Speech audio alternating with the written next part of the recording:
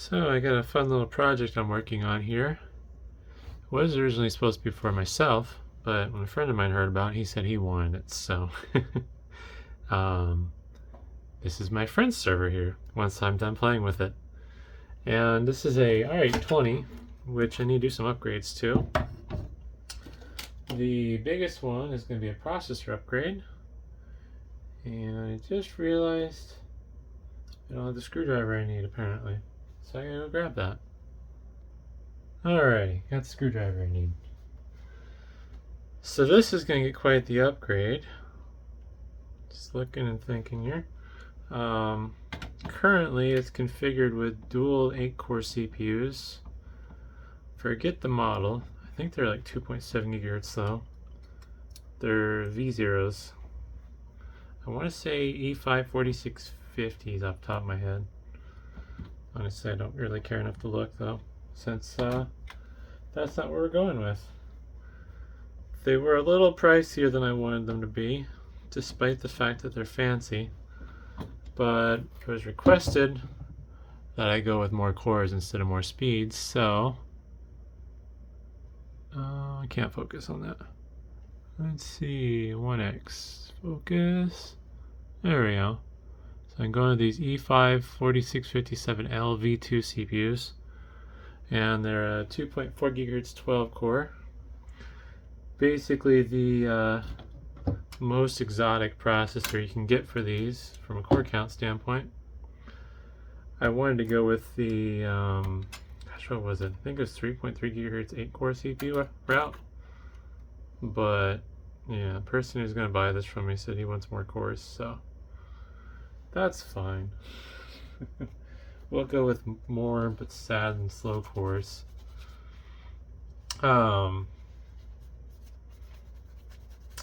Yeah, but this is going to end up being a quad CPU config with terabyte of DDR3.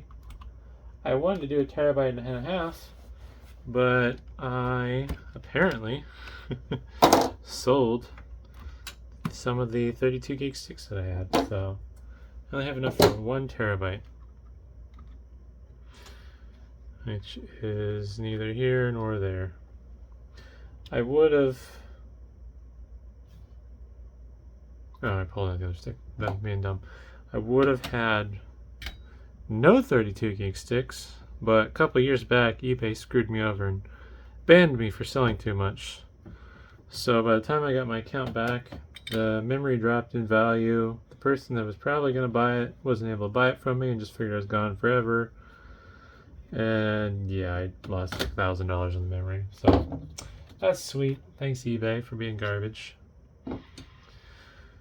Oh, but at least get to do fun things with the memory now. Don't like that. Honestly, I kind of wish the Intel CPUs came on a carrier sometimes, like the AMD ones do. It's kind of hard to grab them from the sides and then put them in. There we go. Oops. Oh, it's under the socket cover. I don't think there's going to be an easy way to get that.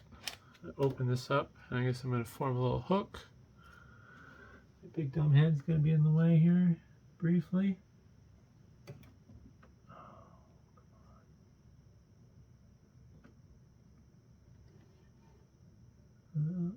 Maybe, just maybe, I can scoop up this giant chunk of crusty thermocomp. Oh, and it snapped.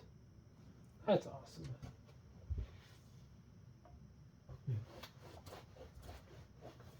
Alrighty, well, it's on the outside of the socket now, but not out of the way of the retention module. Really just want to scoop you up and flick you into the trash. There we go.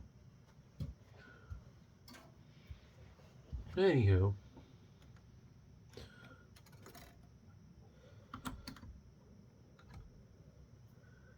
So, I need to clean these heat sinks off in preparation for their new thermal paste. I'm being stingy on my alcohol wipe, so I'm going to use a blue paper towel to get most of it off, and then with the rest off with the alcohol.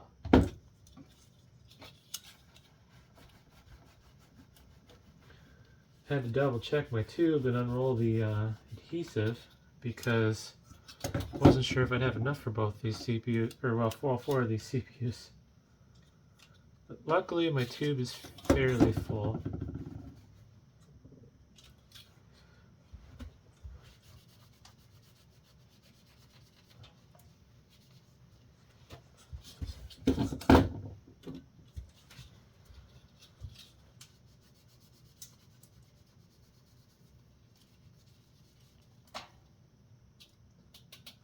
Alrighty.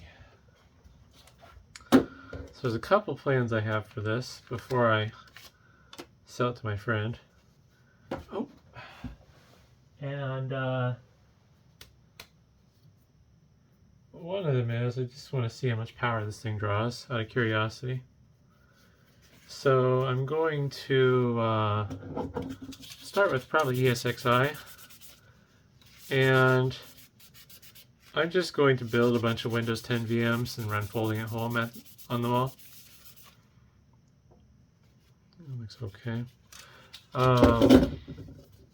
The other thing I want to see, I should probably Google and see if there's a video of somebody already doing this, but I want to see if you can use Proxmox to bypass the 4 CPU limit, or not 4, the two CPU socket limit with Windows 10 Pro.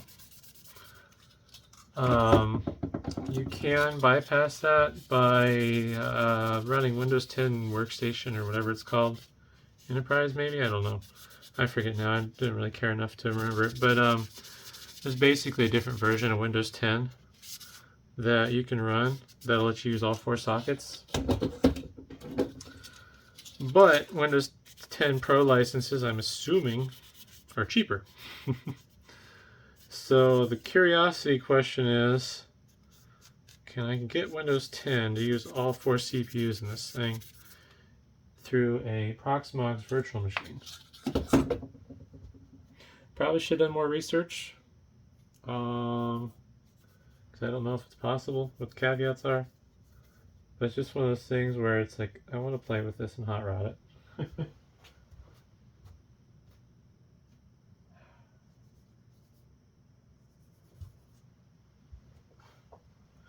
I did have to test the CPUs beforehand because I wanted to make sure they worked before I wasted thermal paste on them. So I did test them just with the crappy old thermal paste on the heatsink, and some of that transferred over to the CPUs.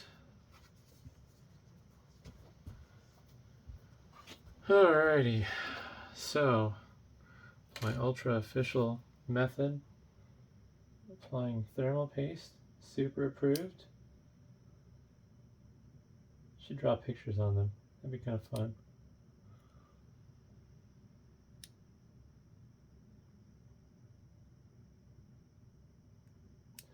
It would be honestly kind of cool to see one of these processors delidded and see what they look like under the hood. One thing I don't like about these R820 heatsinks is the fins on them are very fragile. They don't break, they just bend. And unfortunately, if you bend them, that means worse airflow.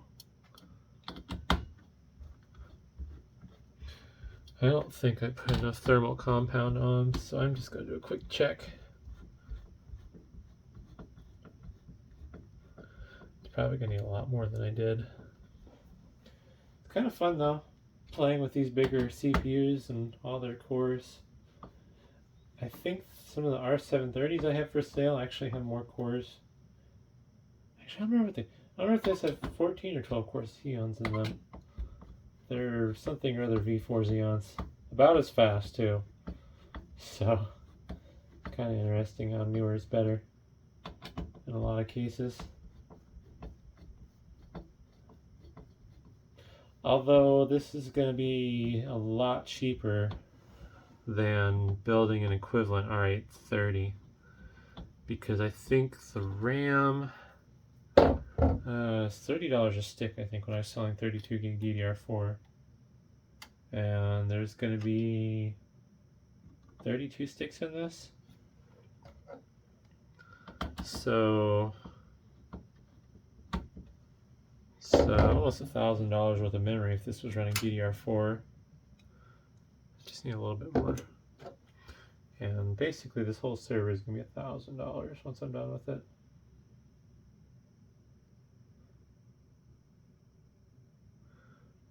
Kind of hard to price servers. Some people say, oh, well, that's too expensive, and some people say, oh, it's really cheap. But basically, I figured the sum of the parts is the value of the server. So, for example, the CPUs are around $35 each. So that would be $140 of the server's value just for the CPUs. I don't remember what the memory amounted to. I think the 32 gig sticks are worth like $15, $20 a piece versus 30 for DDR4. But then the bare chassis I think was worth like $200, and by bare chassis I mean no memory, no CPUs, gigabit LAN, nothing special. Basically a low-end config. This will be getting 10 gig. I forget if my friend wanted it or not, but I think it's getting it anyway, so cool. Getting good 10 gig too, not that stupid Broadcom stuff. But yeah. I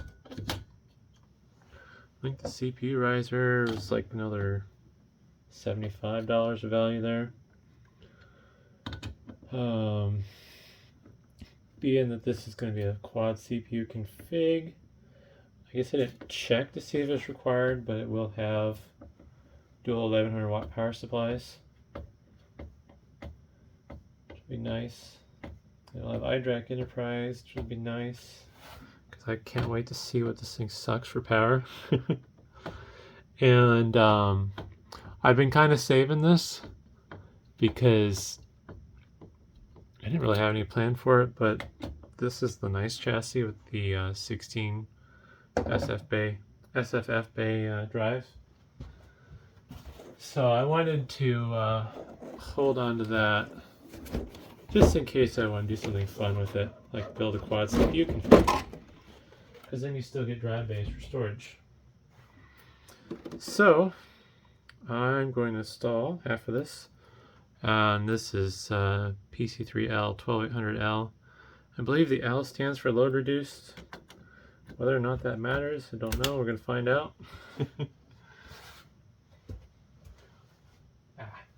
I should have probably read the manual, because this is kind of unknown territory for me.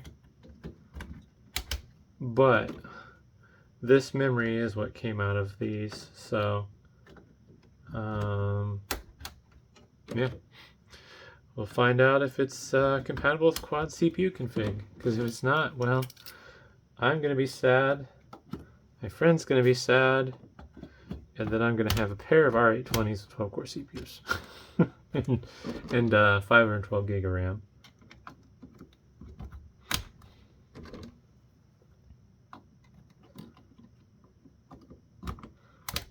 Alright. I don't even know what I do with 512 gig of RAM. I got 256 in my primary server, and I'm using, I think, how am I using? I think I'm using 72 gig worth, mostly because two VMs have 16 gigs locked to them each for GPU pass-through purposes. And then my TrueNAS VM has 32 gigs, which isn't locked to the VM, but it is actually being used by TrueNAS, I believe, so it might as well be locked to the VM. And then there's just other incidental memory uses, so yeah. Hard to do this with the tripod in front of my face, though. Decided the top-down view instead of the tripod in front of me. But if I lean forward too far, I'm gonna bash my head into my phone. Sweet, still have 16 sticks of memory left. This little memory holder is kind of cool. I wonder how many it'll hold. Is it labeled? It's not. Let's see.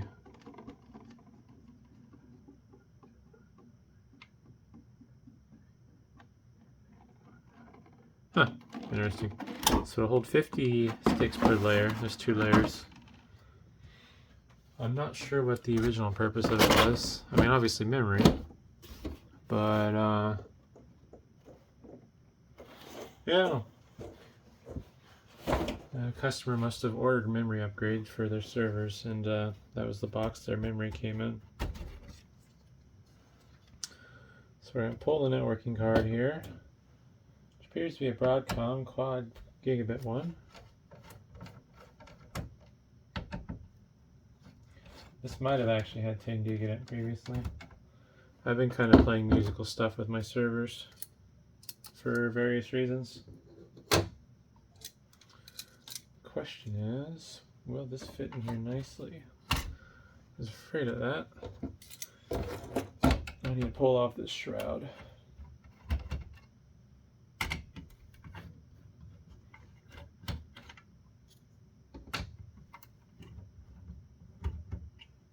Don't remember having to do that with these, but like I said, it's been a while. So I'm pretty sure I have at least 1 or 2 of these that came with 10 gig. The thing I hate about these cards is they're tricky to install. I think that's mostly in place. I think the newer ones, I forget what they call them. I think they call them CXM cards. And I think those are like slot-in PCI Express cards basically, versus this weird custom proprietary nonsense they did. And all the servers use it, so it's a standard now. Which is good. Standardization is good for everybody. Makes everything better. Alright, that shroud is over the heatsink for the 10 gig. And went with a network card that is Intel based for the 10 gig. It's the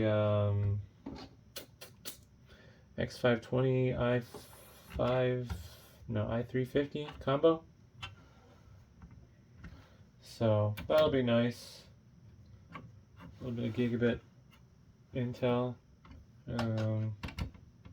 RJ45, and then a little bit of 10 gigabit SFP plus. Got a little chunk of thermal compound everywhere. So annoying.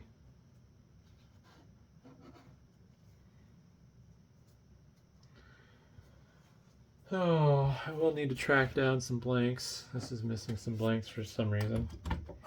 Apparently this had cards in it previously that didn't come with it. Because I don't recall pulling any cards from these in particular. Alright, so for now, put this back all over the top. See if I have enough room. Whoops. Stash the CPUs off the side for now. Don't want to do too many changes at once because if something goes wrong, I'm not going to know where to look first. And granted, I did a lot of changes here. But but I already know the CPUs are good. I already know the server boots. I already know I don't want thermal compound all over my table. I think the power supplies I just threw in are good. I think I stole them from the T420 I'm selling. So I'm going to throw this over on my test bench and boot it up, power it on. Wondering if I should do firmware updates too while I'm at it. I might do that as well, and then I'll be back. Well, it's a different day now, and I ended up going through this, updating all the firmware and stuff. So the next step is going to be installing the CPU riser, which is a pretty beefy little beast here. Complicated story with this. Basically, the system it came out of was having issues and never determined what the issue was, so kind of threw it aside. So hopefully, oh, the issue is just a fluke, but we will find out, because if the server doesn't work after I install this, well, shoot. Also, I need to mark these CPUs. These ones came from a different person.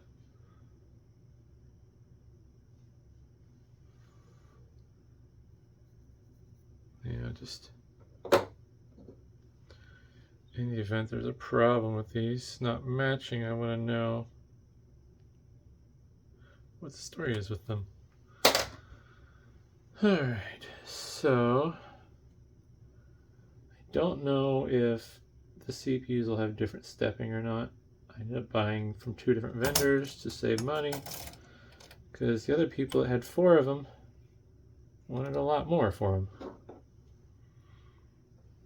So, yeah. A tripod on my head and a bar in my line of sight. There we go.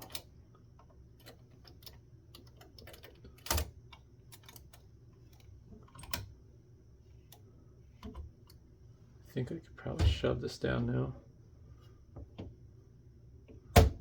Cool. Does that go? Yeah, it does go over the heatsink. Wonder if I can just shimmy it under. Nope, this has to be loose.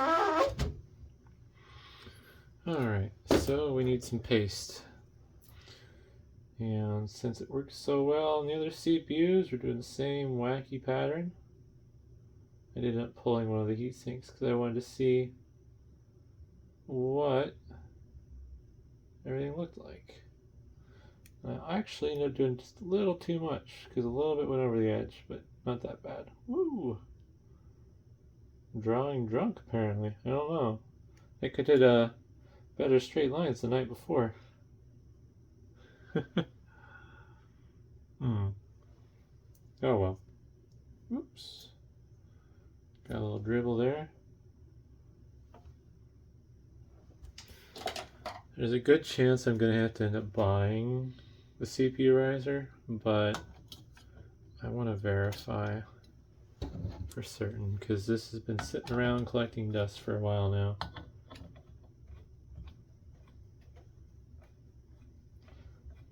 And since my plans involve me basically bashing on the CPUs, if they survive my abuse, then we'll know for certain.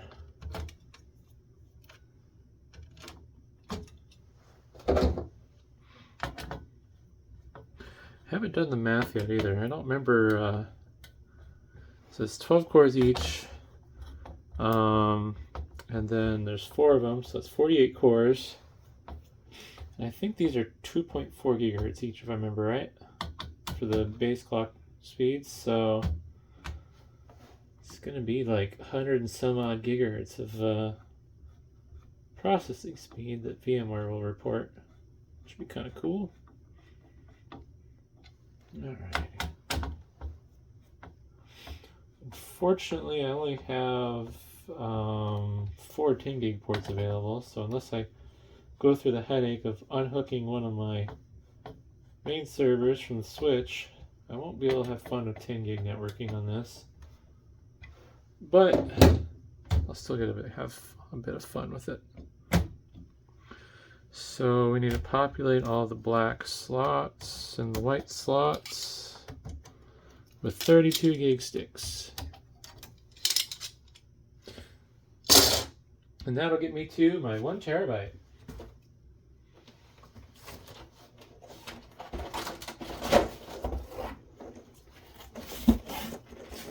So this will be the exciting part.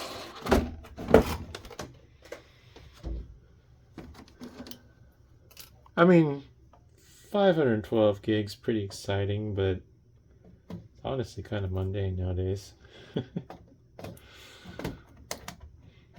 Even terabytes getting mundane for whatever it's worth.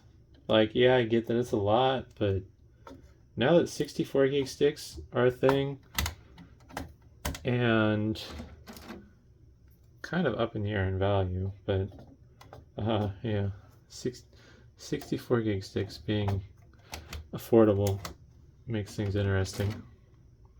Forget what I was seeing for prices for used DDR4 64 gig sticks, but it didn't feel too unreasonable considering like the density you're paying for. Like, I think there's a jump above 32 gig DDR4. 32 gig DDR4 is like 30 a stick for the lower speed stuff. I think maybe 64 gig sticks might have been like $100 each on the high end. But if you need it, I mean, it doesn't seem like that bad of a deal. Because your alternative is you get a chassis with more memory slots, like an R830, and then are these all the same? There. And then you have to pay for a bunch of 32 gig sticks. I don't know if they made 64 gig sticks of DDR3 though.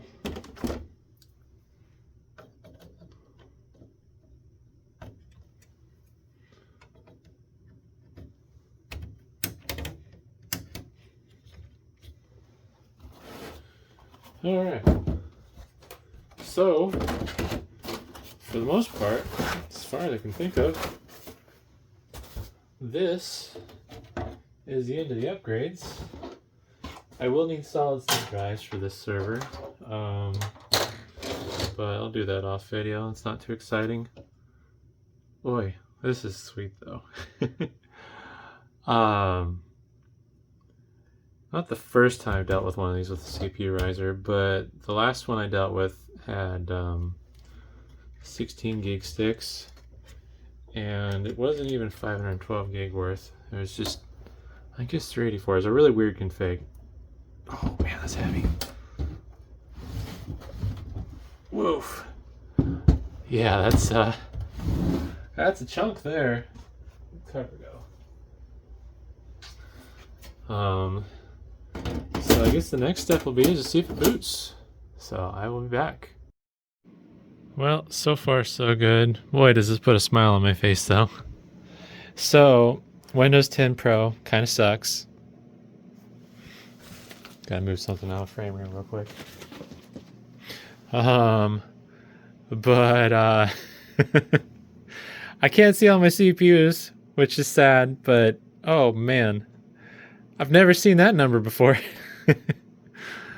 Oh, I gotta say, it is something. It's not an exciting amount of memory like it used to be, but boy, seeing that number puts a smile on my face. Since this is 10 Pro though, only get to see 2 of my CPUs. Those numbers should be doubled. So that should be 48 and that should be 96. But we'll get there. Yeah, that's just too much fun. But that's it for this video. This video probably went a little long. I gotta do some fun things with this next. But I'll probably do an Ubuntu live boot See if that'll see all the cores. But yeah, it a little bit more exciting than I thought it'd be. It's one thing holding the memory. It's another thing seeing something you've never seen before in Task Manager. Um, but yeah, either way, hope that was interesting, and thanks for watching.